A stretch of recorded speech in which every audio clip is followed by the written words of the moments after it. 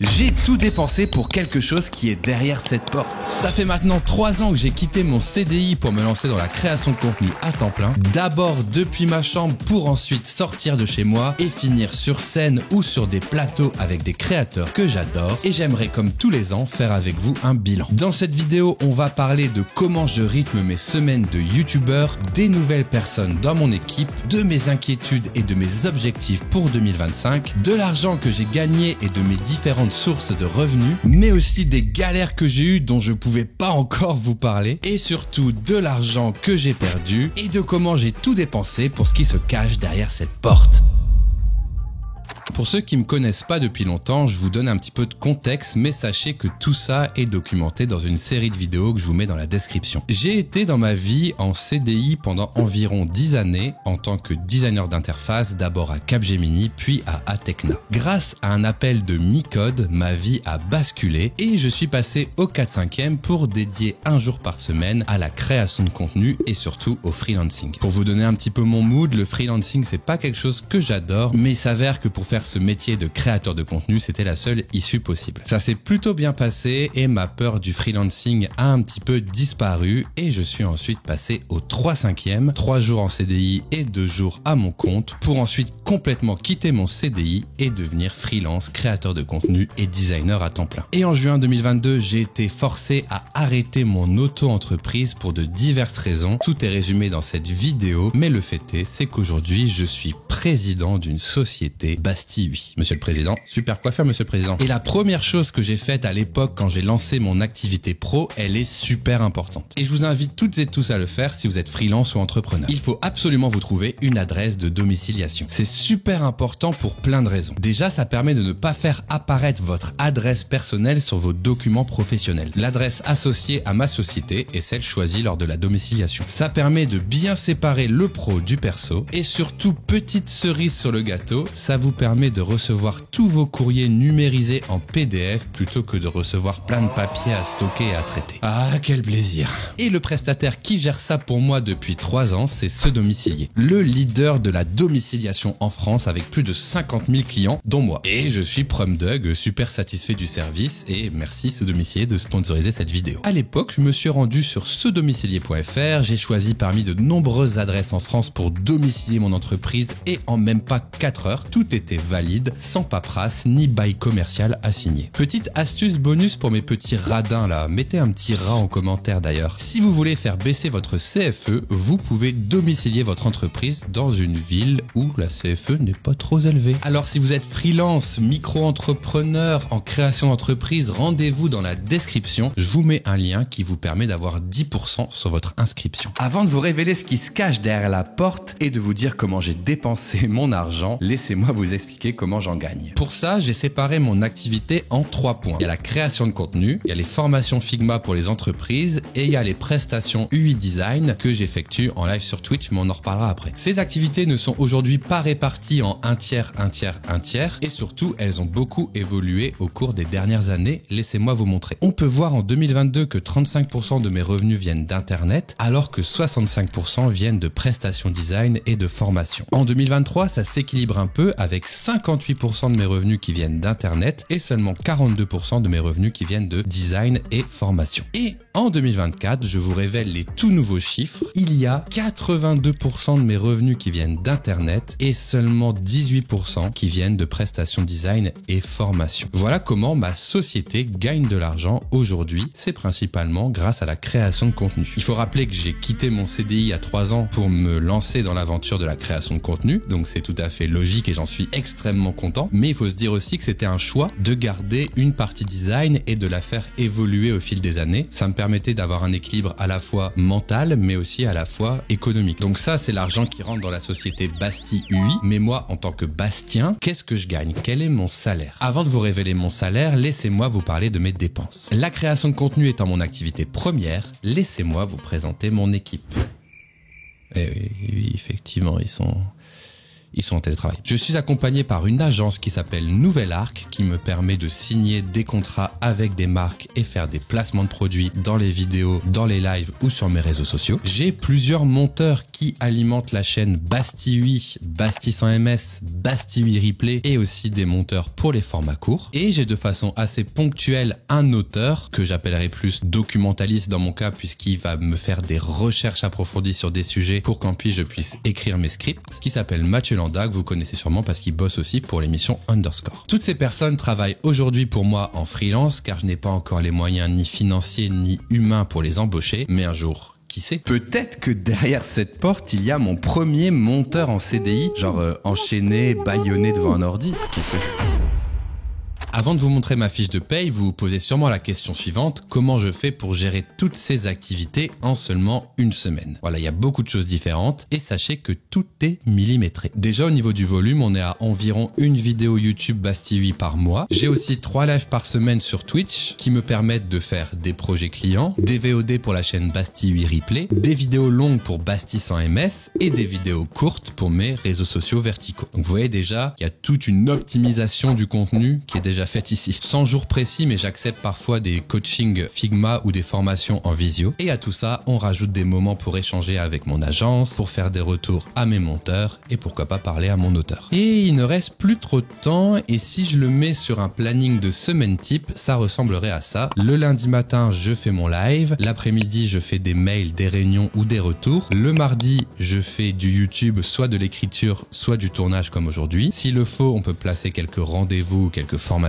Le mercredi matin, c'est comme le lundi après-midi, des mails et des retours. Le mercredi après-midi, c'est le live. Le jeudi matin, je ne travaille pas, je vais au sport. Le jeudi après-midi, comme le mardi, c'est YouTube et pourquoi pas des réunions. Et le vendredi, c'est le live, puis l'après-midi, les mails et les retours. Et alors, qu'est-ce que je gagne dans ma petite poche à la fin de tout ça? L'argent qui rentre dans les différentes parties du camembert qu'on a vu tout à l'heure ne va pas directement dans ma poche, mais va dans le compte en banque de ma société. Et à cet argent, on vient soustraire les différentes dépenses et charges de la société. Les freelances précédemment cités pour leur salaire, les licences de tous mes logiciels, le salaire du comptable, de l'expert comptable, le matériel vidéo ou informatique, des assurances, des trucs que j'oublie en vrai, j'ai pas fait une liste très précise. Et évidemment, vous l'aviez compris, cette chose qui se cache derrière la porte. Mais attendez, on y vient bientôt. Et la dernière chose qui sort de la société, c'est mon salaire. Aujourd'hui, je me verse un salaire de 1050 € et 77 centimes. Ce salaire coûte à ma société 1500 € par mois. C'est de l'argent sortant pour ma société Basti 8, mais de l'argent entrant pour moi, Bastien. Une fois que toutes les dépenses sont retirées du chiffre d'affaires, il nous reste les bénéfices de la société. Et l'État vient taxer ma société sur les bénéfices. Et de l'autre côté, mon salaire est taxé en perso par l'État. Donc j'ai d'un côté des impôts sur ma société et de l'autre des impôts sur ce que je gagne avec mon salaire. Et c'est pour ça qu'il faut trouver une sorte d'équilibre entre l'argent qu'on laisse sur une société et l'argent qu'on vient récupérer en salaire. Et ça, c'est le travail d'autres personnes. J'avoue que je n'y connais pas grand chose et je fais confiance un petit peu à mon comptable, expert comptable et d'autres gens qui me conseillent. D'ailleurs, si vous avez des choses à ajouter sur ça en commentaire, n'hésitez absolument pas et abonnez-vous et partagez la vidéo si vous voulez me soutenir. Et d'ailleurs, j'ai l'honneur de vous annoncer que comme la société se porte bien depuis plus de 2 ans, mon patron,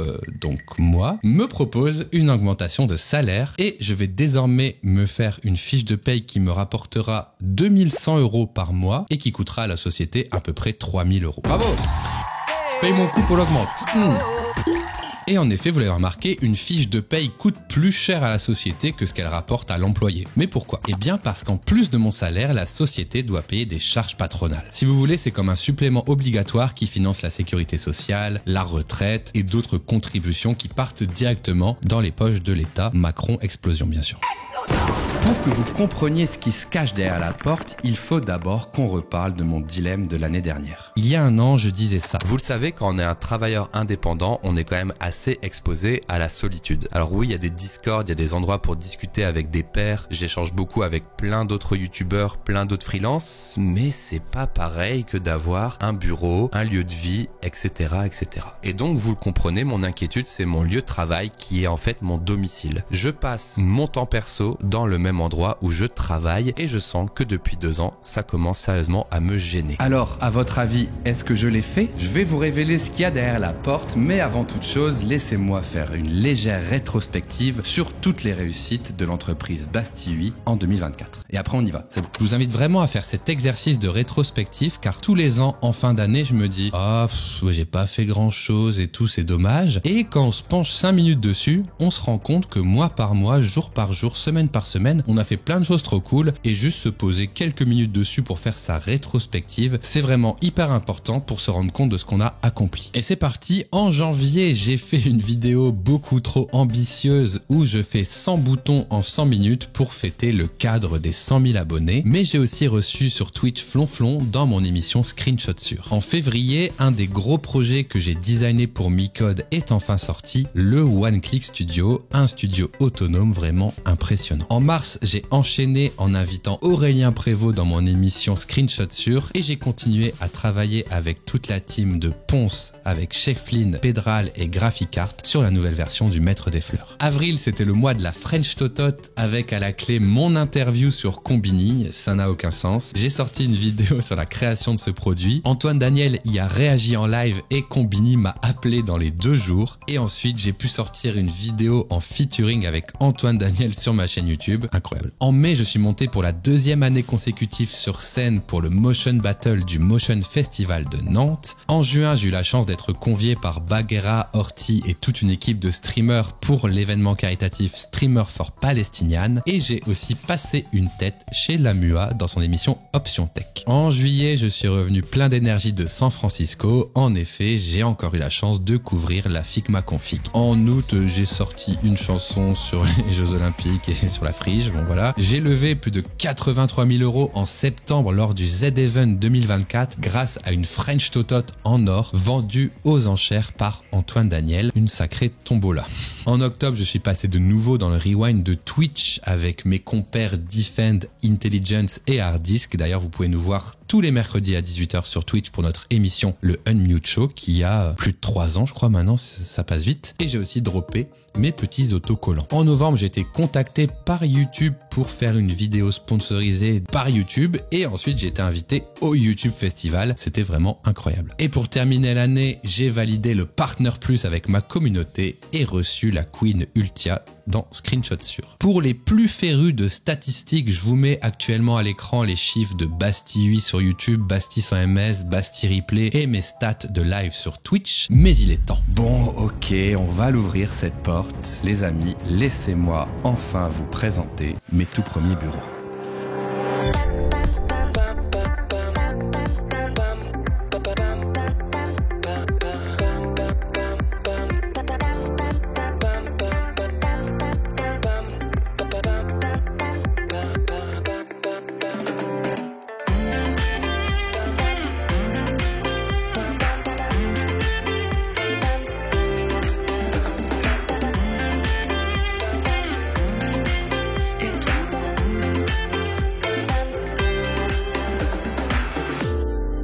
Et bienvenue dans mes bureaux. Ça fait bizarre de dire ça, mais nous y sommes.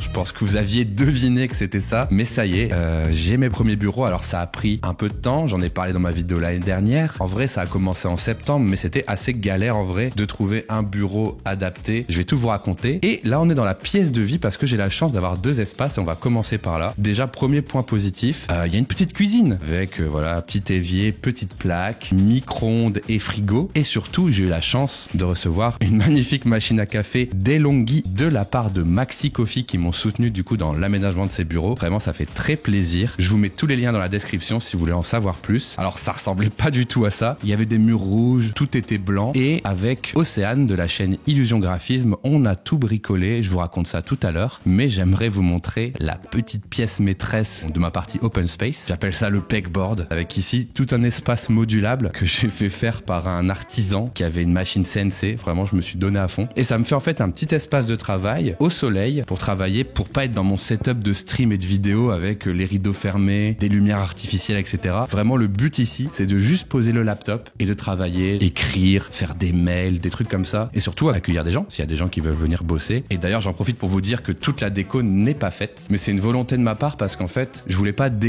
tout décorer comme un faux décor et me dire après, oh, je sais pas, j'aime pas. Moi, j'aime bien me poser dans un lieu et au fur et à mesure des jours, des semaines, me dire, ah, je verrais bien un petit cadre ici ou alors une petite étagère ou des trucs comme ça. Alors, il y a des petites photos. Ça va être vivant. Je vais l'utiliser pour faire des décors parce que pourquoi pas me filmer aussi des fois comme ça, tu vois, pour avoir un truc un peu plus do it yourself. Typiquement dans des vidéos comme la French Totote, j'aurais adoré avoir une table neutre pour faire ma peinture, pour faire mes découpages et tout. Par exemple, pourquoi pas mettre des œuvres d'art que je glanerai au fur et à mesure de mes aventures, je sais pas.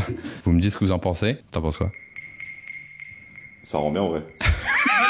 Il y a aussi cet espace qui pour l'instant voilà c'est n'importe quoi, hein. On est vraiment sur un truc à l'arrache. Ici. Fais pitié.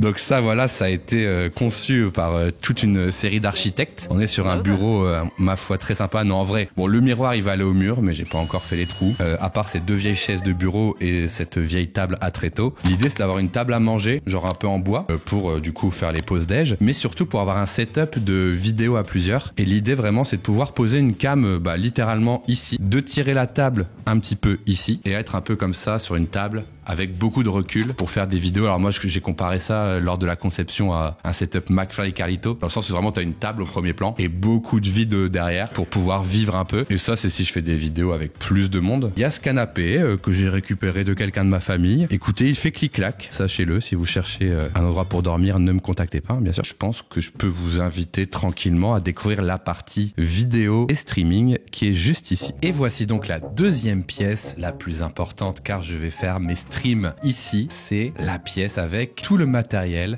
Voilà, assez incroyable. Il y a un mood complètement différent. Et là, c'est le nouveau décor de stream un peu. Regardez, j'ai déjà tout allumé. Le décor qui a été pensé par Océane et qu'on a peint pendant des semaines. Pour vous donner une idée, il y avait un mur rouge et du coup, on a fait de la peinture. J'ai pas mal galéré aussi à choisir la bonne couleur. On a chiné des petits meubles, un super fauteuil, la touche finale avec les lampes. Il y a aussi un super coin avec du liège. Et ça, je le voulais vraiment pour avoir un espace modulaire, pour commencer un petit peu à afficher des choses. Si vous êtes un petit peu coquin, vous avez déjà vu ça dans une vidéo, alors que le bureau n'était pas encore révélé sur la vidéo sur le Japon. Il y a des super Philips Hue aussi un petit peu partout. La masterclass, la pièce maîtresse, c'est cette magnifique lampe verticale qui peut prendre plein de couleurs. On a cet espace, donc il y a un FlexiSpot, pas mal de matériel aussi qui m'a été envoyé par Elgato, voilà. Stream Deck avec les petits potards, ça je l'ai pas chez moi. Le Stream Deck XL, ça je l'ai chez moi, ça me fait très plaisir. J'ai aussi des petits pieds de micro comme vous voyez là. Et donc ouais, c'est Cybertech qui m'a envoyé cette belle beauté, cette belle machine qui est powered by MSI. Donc vous pouvez faire une config entièrement grâce à MSI. D'ailleurs je vous mets tous les liens dans la description si vous voulez checker un petit peu comment ça a été fait. Et Cybertech c'est un revendeur, on va pas se mentir, plutôt spécialisé dans le gaming, qui m'ont fait un super beau PC pour le stream et ça régale. Alors de tête, parce que moi je suis pas trop dans la tech non plus, mais il y a une carte graphique toute neuve,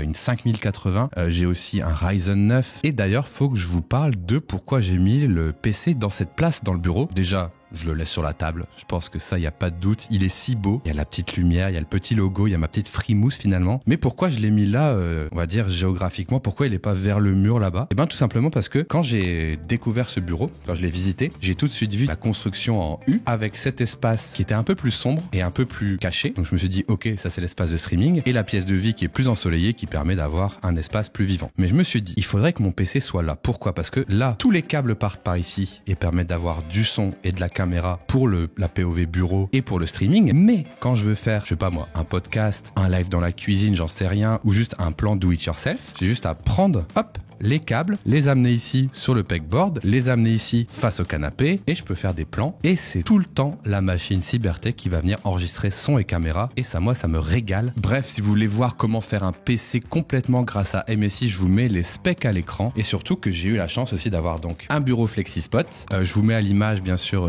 le moment où on l'a installé avec Idnama et Mathieu qui sont venus m'aider d'ailleurs dans les travaux. C'était assez rigolo.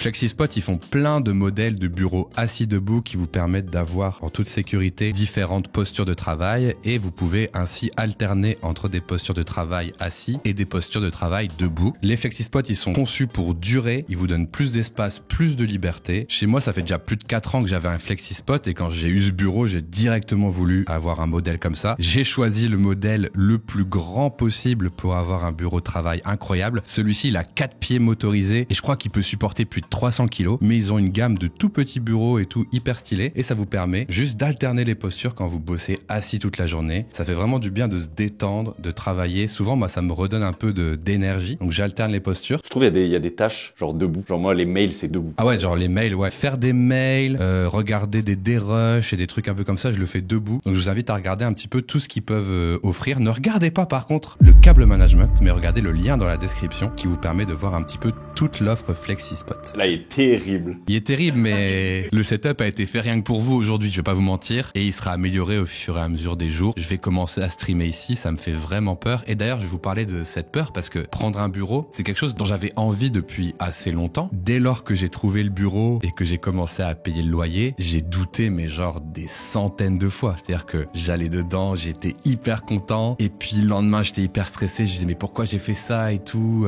Ah, tu m'as dit la dernière fois que je suis venu, tu m'as dit, mec, je regrette un peu pourquoi je fais ça. Qu'est-ce que... Ouais, il y a un loyer qui est conséquent, mais je pense en vrai que avec le recul, c'est une peur parce que c'est nouveau. Vous me connaissez pas personnellement, mais je suis assez angoissé et bêtement, des fois, genre, je me réveille dans mon lit, je me dis, oh, est-ce que la hauteur de l'écran que j'ai choisi, ça va convenir pour les lives ou est-ce qu'ils vont être moins bien qu'avant? Enfin, je suis dans ce détail-là, des fois, je me rends fou. Et donc, le bureau, ça a réveillé plein de craintes et tout. Et je pense que c'est juste la crainte de l'inconnu au final. J'ai rien encore setup, hein, je viens juste d'arriver. Il faut le temps que je transfère tout de chez moi et c'était une de mes peurs. Hein. C'est le jour où il faudra tout transférer et ce sera vraiment concret qu'il faut streamer d'ici. Il y a la Fnac qui m'a envoyé ce magnifique appareil photo que j'utilise depuis quelques temps, le Sony Alpha FX30. Donc là, c'est le boîtier nu avec lequel j'ai mis un objectif Sigma 1850. Et donc, vous pouvez retrouver le lien de la Fnac pour l'acheter si vous êtes intéressé dans la description. Et concernant cette petite chaise, vous la reconnaissez, c'est une Herman Miller et ça, pareil, pour moi, c'est une première.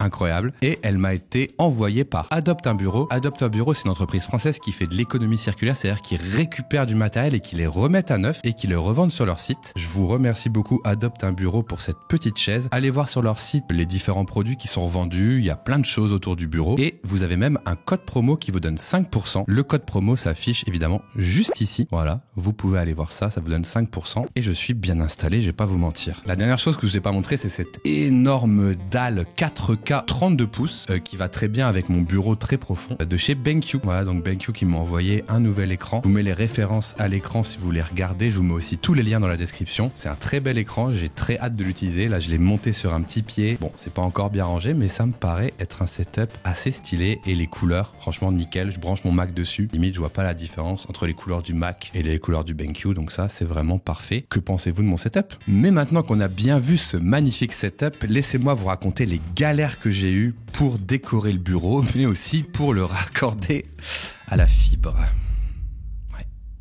Déjà, tout dans ce bureau a pris du temps parce que j'ai gardé mes activités sur YouTube et Twitch en parallèle afin de vous faire la surprise. Il y a eu plein de travaux, il y a eu plein de choses à faire, plein de matériel à recevoir avec des timings différents, mais surtout, j'ai eu 2 grosses galères. Pour vous raconter les choses un peu chronologiquement, je crois que j'ai récupéré les clés en novembre et j'ai décidé d'un petit peu aménager tout ça avec Océane de la chaîne Illusion Graphisme qui m'avait proposé ses services à l'époque. Elle a travaillé pendant de longues journées sur une première version du décor en 3D que vous pouvez voir ici. Et d'ailleurs, vous avez une vidéo qui récapitule tout ça sur sa chaîne. Mais pour vous raconter mon point de vue rapidement, j'ai beaucoup galéré déjà à trouver la bonne couleur de peinture. J'étais vraiment en mode, en fait là, ça va être peint à tout jamais sur le mur, il faut pas que je me trompe. Alors oui, des gens ils disaient, bah si ça te plaît pas, tu pourras changer plus tard. Non, je vais pas enlever tous les meubles et tout recommencer commencer. Il faut réussir à trouver la bonne couleur directement. On avait commencé sur des teintes un peu plus bleutées et au fil des jours, j'ai opté pour quelque chose d'un peu plus vert. Et en vrai, ça me plaît pas mal. Je sais pas encore comment ça va rendre à la caméra. N'hésitez pas à me le dire d'ailleurs si j'ai des bons goûts en décoration, bien sûr. En plus de ça, fallait s'occuper de trucs un peu chiants comme les assurances, le contrat d'électricité, la facture d'eau, la fibre, mais ça, on en reparlera tout à l'heure parce que c'est un gros sujet. Mais avant toute chose, j'ai lancé des travaux sur la chose qui m'importait le plus, c'est le son. Et j'ai voulu installer de gros rideaux que j'ai trouvé du coup sur Thomann dans une catégorie pour assonoriser un petit peu les salles de spectacle. D'ailleurs, je remercie beaucoup Thiel parce que sur le projet One Click Studio, il avait monté des setups plus ou moins similaires et il m'a conseillé sur pas mal de produits. Avec l'aide de tout simplement mes parents qui m'ont aidé à coudre et installer les rideaux, j'ai réussi à faire cela. Et en parallèle de tout ça, on a lancé des petites sessions de travaux avec Illusion, Lilian, parfois Mathieu et parfois Innama. On a été à Emmaüs, on a cherché des meubles, on a fait de la peinture. Voilà, je vous mets quelques images à l'écran. On s'est bien amusé et petit à petit, le bureau commençait à prendre forme. Parmi les très belles pièces, on a ce petit meuble trouvé à Emmaüs, ces petits tapis trouvés dans des magasins de déco et le magnifique fauteuil sur lequel je vous parle qui est juicy et fluffy à souhait. Franchement, il régale, c'est parfait pour faire des petite vidéo, il faut qu'on parle, tout ça, je suis vraiment bien installé. Dans la chronologie, il me manque encore pas mal de matériel qui sont en cours de livraison, mais c'est pas grave, on termine la dernière couche de peinture et je m'apprête à m'installer et c'est là que la deuxième galère arrive. Vous l'aurez compris, hein, la première c'était la fibre, mais je vous en parle juste après. Je me fais une entorse de la cheville, genre bien vénère au basket à la rentrée de janvier, quoi. Et donc là, inutile de vous dire que les travaux, les allers-retours au bureau et tout, ils sont un peu mis en stand-by. Donc le bureau dont j'avais eu les clés en novembre n'est révélé que aujourd'hui, mais en vrai, c'est pour encore plus de plaisir. Avant de vous raconter l'immense galère que j'ai eue avec la fibre, et inutile de vous dire que la fibre c'était un de mes critères principaux, je voulais surtout remercier les gens. J'ai fait une petite liste pour n'oublier personne. Je remercie Julie, Mathieu et Jimmy qui m'ont aidé à discuter avec les marques pour obtenir tous ces fabuleux matériels. Je remercie évidemment Illusion et Lilian qui sont venus faire tous les travaux, également Lunat et Noji qui m'ont permis de déplacer pas mal de choses dont le canapé et faire pas mal de bricolage. Innama et Mathieu qui sont venus aider également et on s'est bien amusé. Thiel pour ses conseils, Justin pour son cadrage incroyable sur les bérolles bien sûr et surtout mes parents qui sont venus littéralement bricoler beaucoup pour moi, notamment pour les rideaux et le mur de liège, sans oublier le pegboard. Merci papa, merci maman, ça régale, je suis nul en travaux, voilà je vous le dis, c'est pas mon truc. Ok, alors qu'est-ce qui s'est passé avec la fibre ? Tout a commencé le 28 novembre quand j'ai eu mon premier rendez-vous avec et où l'installateur fibre est arrivé et il a dit qu'il n'avait pas le matériel pour installer, qu'il lui fallait des goulottes pour apporter le câble de couloir à mon bureau. C'est à quoi je dis ah mince et tout, bah allez en chercher. Il m'a dit ah non c'est trop loin, prenez un autre rendez-vous. Le mec était là depuis 3 minutes et il se barrait déjà. Je dis non, moi j'ai bloqué ma journée donc vous faites en sorte que ce soit installé, je vous attends, allez les chercher. Pour rappel, à l'époque c'était un bureau totalement vide donc quand j'y allais je faisais pas grand chose. La 4G capte quasiment pas, donc je peux pas travailler, c'est du temps perdu. Et donc le mec fait ah bah je vous appelle, j'y vais, il appelle une demi-heure après, il me fait ah non je peux pas, prenez un autre rendez-vous. Donc je suis fou de rage, mais je me rends bien compte que je peux rien faire d'autre que prendre un autre rendez-vous, donc je prends un autre rendez-vous et l'autre rendez-vous est le 3 décembre. Le 3 décembre est assez légendaire, les installateurs fibres des nouveaux arrivent à 16h et ils me disent ah bah on n'a pas les goulottes, vous les avez pas? Je dis bah non, votre collègue a dit qu'il allait les chercher et qu'il les aurait la prochaine fois. Ils m'ont dit ah non c'est à votre charge. Et je dis bah non c'est pas à ma charge, n'importe quoi. Et ils s'en vont. Je dis ok, je vais aller en acheter. Il y a une espèce de Bricorama, Castorama dans la rue d'à côté. Ne bougez pas, j'y vais. Ils font un monsieur, vous inquiétez pas, on bouge pas, on est là. Ils fument une clope devant la porte. Je reviens avec 85 € de goulottes et je les trouve pas. Je trouve pas leur camion et ils sont barrés. Je les appelle. Ils ne répondent pas. Ils finissent par me répondre vers 18h35. Je leur dis vous arrivez bientôt parce que là j'ai les goulottes. Vous êtes allé chez quelqu'un d'autre, ça me dérange pas, mais vous auriez pu me prévenir. Il dit ouais on a fait une autre intervention vous attendant, mais du coup on est venu sonner chez vous et vous étiez pas là donc on est reparti. Ce qui est totalement faux bien sûr. Je leur dis non vous avez pas sonné, je vous ai attendu. Si monsieur. Bah je dis bah venez maintenant, je suis là. Ah bah nous on finit à 18h30, il est 35.